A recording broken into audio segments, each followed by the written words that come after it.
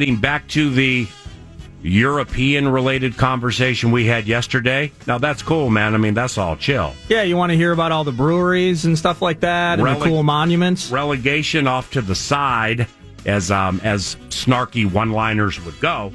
Legitimate vacation, man. And yours truly wondering yesterday and forgetting to bring it up. It's something involving the public bathrooms in Europe.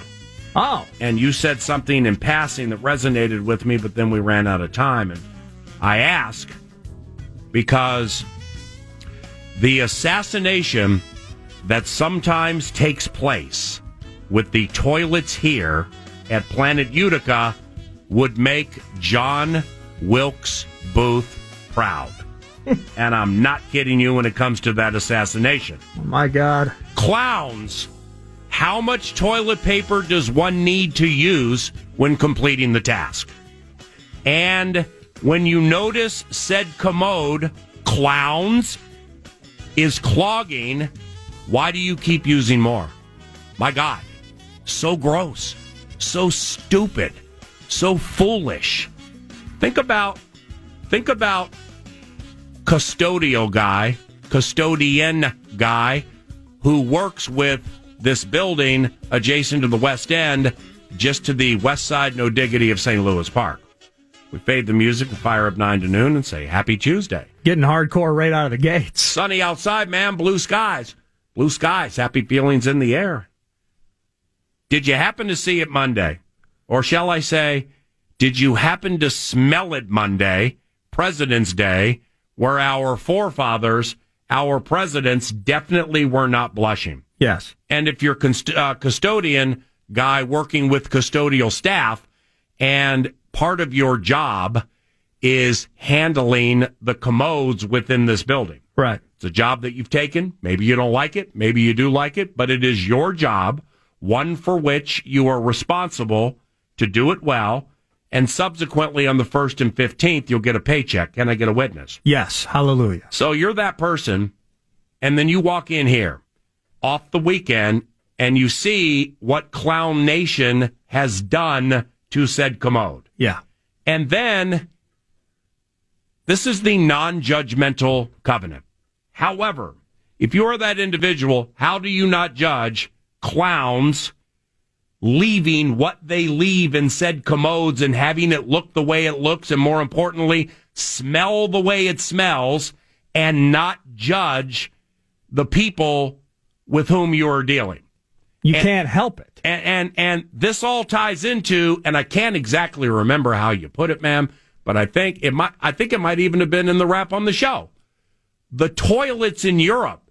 I mean, you made them sound impeccable, almost like on the top of it, the seat, gross as this may sound, you could put a piece of food and eat it off said seat. Yes. In comparison to what I have seen, and whether it's bars or restaurants, and again, in this case, a place that we are for a significant portion of our lives professionally, it is awful. It is embarrassing. And you mentioned the guy whose job it is to clean up the commode, the bathroom, the toilet, the stalls. Yeah. He did choose that job. Right. He's not forced to work. Right. It's an income. But, so there's no empathy in maybe some of the daily tasks that person must complete. Right. However, I feel bad for individuals that have to clean up after adults, where when you say the word adult, there are implications as to a level of maturity, responsibility, the ability to do certain things. Self-awareness to recognize there's half a roll of toilet paper in here already with gross stuff. Yeah. You flush and it's not working, so you don't. I mean, as difficult as it may sound when I say you don't flush again, because you may be stuck at that moment. Right. And then all of a sudden you got to do that weird walk and everything to the stall next door. You know, the waddle? But it's the weekend. Yeah. Okay, it's the weekend waddle. No one's here. Nobody's here. So you can do the weekend waddle, Correct. and the chances somebody is going to come clomping in to see you do the weekend waddle, very, very minuscule. It's like crossing the sidewalk when the red hand is up. You got to look both ways. It's a risk that you take to get across the street. But given the circumstances, no cars, probably no problem. Thank you.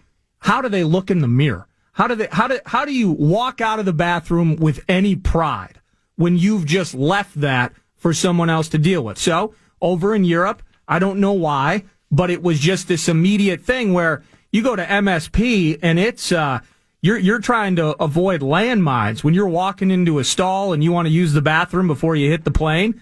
It's Russian roulette with the bathrooms at MSP. I fly to Amsterdam. First bathroom I see. It's been an 8-hour flight. Sorry, gotta go. You gotta go. Molly's outside waiting. It was like the skies had opened up and someone's playing the harp. Wow. And this white horse walks in and presents me with this pristine commode. Then now I'm in Germany. Now I'm in Budapest. Pristine commode. Everywhere. Public bathrooms. I was in the red light district in Amsterdam where you can only imagine the level of germs and things that are exchanged, bodily fluids and all of that. Big Sue working at the bar, this corner spot right there in the heart of the red light district. Yeah. Can I use the bathroom? You got to buy a beer first. Okay.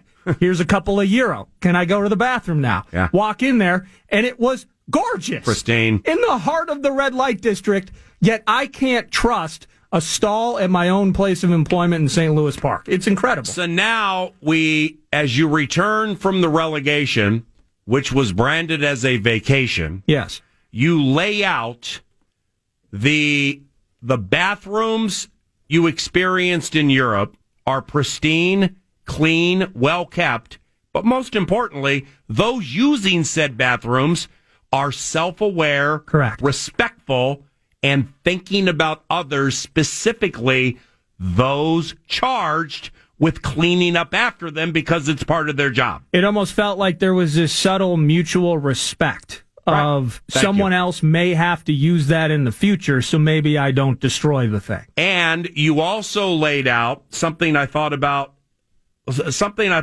yesterday and kind of wondered about it all day when you were like, in your brief experience with Europe, people are so much more relaxed than they are over here. So it's almost like 9 to noon. I mean, we got the Combine in Indianapolis next week, St. Elmo's, we love Flamingos. Let's try to find the 18th different ballroom from which we've done the show in the last 5 years and maybe get lucky and run down Adam Kaplan. Yeah. Or 9 to noon originating from Paris. Bonjour, je m'appelle Paul. I haven't been to Paris with Eric because the bathrooms are pristine and the people are kind. Yeah. And it is 9 to noon type fashion where it's chill, it's thoughtful, and it's just a relaxed vibe, you know? I have no idea why they're... Crazy. I mean, it's the grand existential question of culture and education, work life, all of those things. Mm-hmm. I don't understand why they're so much more relaxed. Maybe it's expectations, maybe it's pressure that we put on ourselves. Maybe it's clean bathrooms. It felt like I was operating in a much less image, judgy, conscious environment in some respects when I was in Europe. Ain't no doubt. I don't know why, but I'll tell you, relegation/vacation, however you want to look at it, it was so chill overseas, and the bathrooms, very nice.